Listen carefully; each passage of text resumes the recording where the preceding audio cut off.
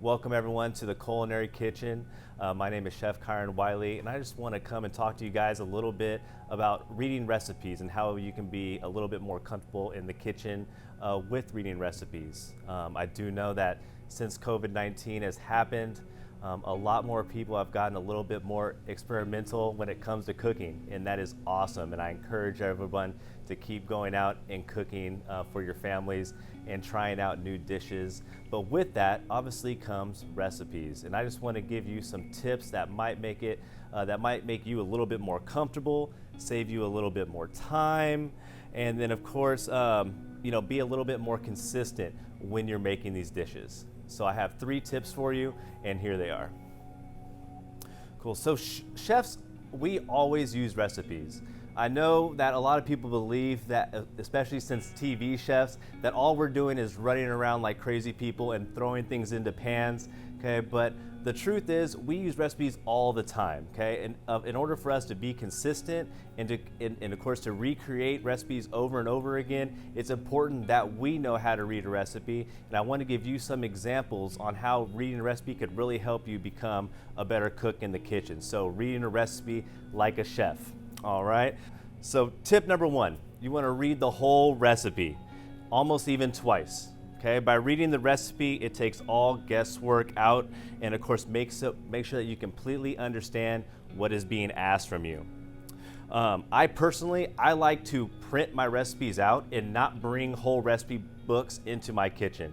I'm kind of clumsy sometimes when it comes to that, and I'll end up spilling some water or dropping some chicken broth or milk or whatever all over my recipe book. So what I normally try to do is even make a copy of the recipe that I am going to be preparing and bringing it into my kitchen.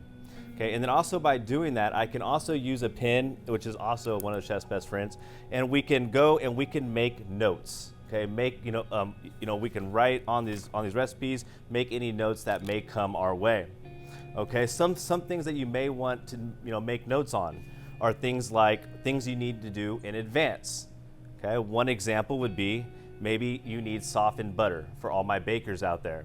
Right, there's nothing more frustrating than when you're ready to start making something and you don't read the recipe all the way through, and then you forget, oh my goodness, I didn't soften the butter.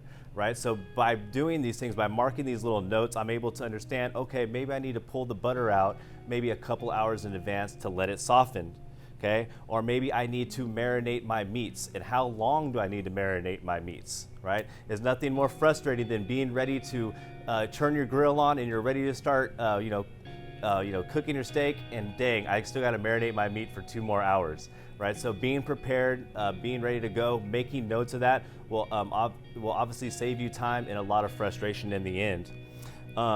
Another thing that you can do is if you find unfamiliar ingredients, okay? Because maybe you're not familiar with an ingredient, you don't know what it is. This gives you time to go research it, right? You're reading the recipe, man, I'm not quite sure where that is. I don't know where to get it.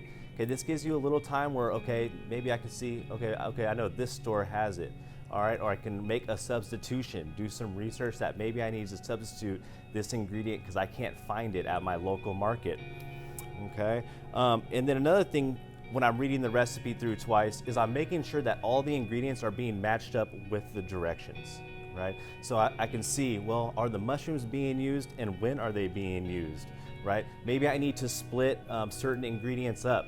Right? Maybe it calls for 8 tablespoons of butter, but I need 4 at the beginning and then 4 towards the end of the recipe, right? This is gonna help you and of course make for a more successful dish.